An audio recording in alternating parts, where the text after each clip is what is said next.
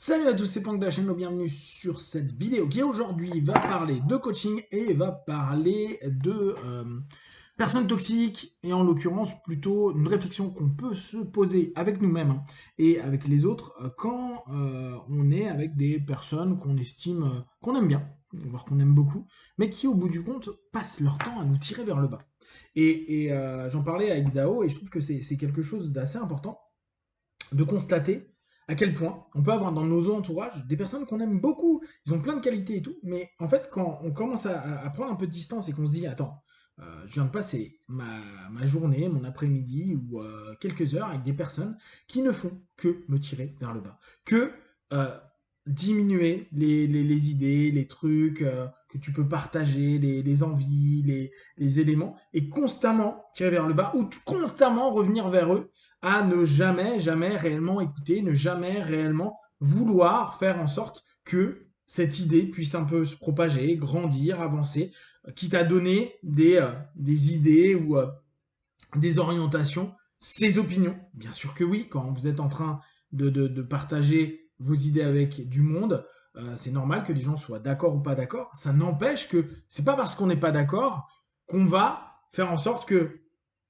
on tire l'autre ou on empêche l'autre d'avancer. Et je disais à Dao, je pense que les personnes qui sont intéressantes à prendre en compte dans notre quotidien, dans notre vie, c'est les personnes qui entraînent vers, qui poussent vers. Donc on aurait vraiment cette différence entre les gens qui nous tirent et les gens qui nous poussent. Et les personnes qui nous poussent, qui vont tendre à réellement nous donner des idées ou à nous recadrer, à dire ah, là peut-être que tu pars un peu en couille, mais euh, c'est une bonne idée, faudrait peut-être que tu regardes ça. Nous, on peut tenter d'être des supports pour les gens. Quand je dis support, c'est-à-dire qui supportent. Qui supportent, ça serait déjà une bonne chose. Ça veut dire que déjà je te tire pas, et même si je te pousse pas, je te supporte. Je supporte ton idée, tes pensées, tes réflexions. Le support ne veut pas dire l'adhésion toujours. Je peux très bien supporter le fait que tu aies tel objectif et te dire, moi je crois que ton objectif, il n'est pas assez précis ou il n'est pas réalisable. Là, je crois que tu pars en vrille. Je suis pas en train de lui dire, viens, c'est pourri. Je vais plutôt lui dire, bah, est-ce que tu pourrais pas être plus précis là-dessus? Est-ce que tu pourrais pas m'amener des éléments dans ta réflexion qui soient pas que du fantasme? Alors, on pourrait se dire, ouais, mais la personne qui est dedans, peut-être elle va se sentir attaquée, agressée, etc. C'est vrai. Mais il n'y a pas de, ouais, mais c'est juste de la merde, de toute façon, tu n'y arriveras jamais, et c'est irréaliste pour être irréaliste. Et après, je vais rebondir à dire, ouais, mais moi, par exemple, quand j'ai fait ça, bah, je me suis pété la gueule parce que ceci, cela. Ouais, mais je suis pas en train d'aller chercher à le tirer comme je pourrais vous le montrer il y a quelques instants. Je vais au contraire dire ok, moi je suis pas tout à fait ok avec ça parce que là ce que tu me dis, je l'ai déjà vécu et l'erreur que j'ai fait c'était ça. Et c'était pas assez réaliste par rapport à ça. Donc ça serait plutôt cool par rapport à ce que tu as qui est une bonne idée d'être plus réaliste. Et là on est sur un support. Pensez, plus vous allez avoir des discussions où vous ressortez avec des gens et plus vous êtes fatigué. Et ça, c'est marrant parce que c'était un truc plus ésotérique que j'avais lu il y a super longtemps et que je trouvais assez pertinent. Alors après, vous savez, les biais de confirmation. Mais je me rendais compte que quand je finissais des conversations à certaines personnes où j'avais l'impression d'être épuisé et que j'avais pas plus de plaisir, ou en tout cas de sensations ok à l'intérieur de moi, plus je pouvais me dire que ma conversation était pourrie et que euh, j'avais appelé ça des vampires, quoi. Les gens, ils prenaient toute l'énergie, ils centraient tout sur eux, il n'y avait plus d'échange, il n'y avait que du moi-je à longueur de temps. Et surtout, les moi-je, on le fait tous, hein, mais c'est qu'il n'y a pas de partage, il n'y a pas d'échange, il n'y a pas, à un moment donné, une véritable envie d'écouter ce que vous êtes en train de dire pour ne pas rebondir directement sur lui. Et ça, c'est relou.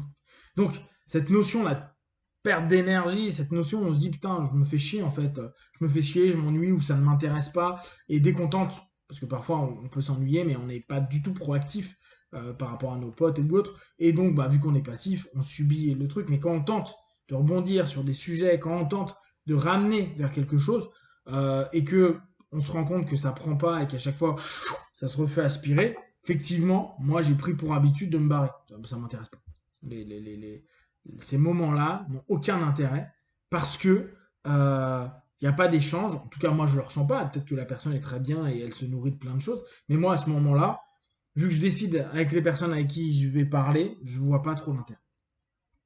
Et pour être sur cette notion-là, là encore, c'est être un support et pousser, entraîner, créer une dynamique pour que quand vous ayez fini un échange ou un moment de partage avec des personnes, vous sentiez que tout le monde est bien, satisfait, ok. Alors, même si parfois, ça peut toucher des sujets, surtout contextuels, systémiques, politiques, etc., qui peut un petit peu agacer, énerver, où il va y avoir de la tension. Moi j'aime bien ces moments-là, mais il ne faut pas que ça devienne quelque chose qui, là encore, perde des interlocuteurs et ne pas hésiter quand on voit que ça commence à trop absorber avec peu de personnes et que les autres arrivent pas à rentrer dedans parce que ça les intéresse pas, à réamener de l'énergie aux gens parce que ce support il est important. Se dire on est ensemble et, et on n'est pas là pour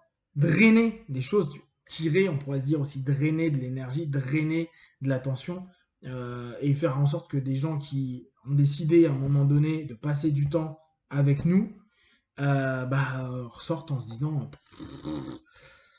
c'est non ok. Après, vous y mettez ce que vous voulez derrière, pas bien, je suis mal, ça m'a saoulé, etc. etc. D'accord.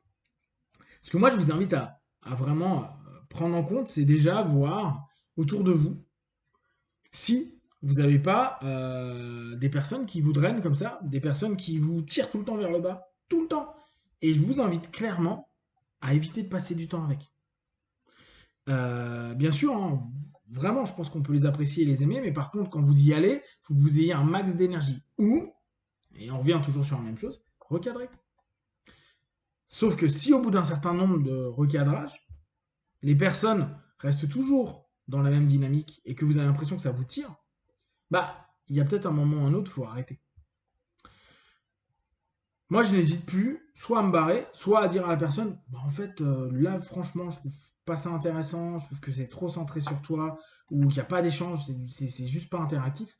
Euh, Ça m'intéresse pas. Alors, soit on arrive à recréer un dialogue, soit on arrête.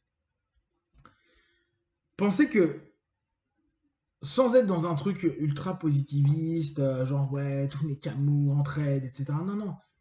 Juste avoir cette notion de se dire, je m'entoure de personnes qui sont dans un support. Je m'entraîne à avoir cette habitude aussi d'être dans cette capacité d'écoute et de permettre à la personne de rebondir. Mais là encore, vous ne faites pas avoir. Il y a des moments parce qu'on cherche à être dans une posture de support ou de pousser, les personnes vont avoir l'impression qu'ils sont chez un coach, chez un coach, et chez les femmes coach.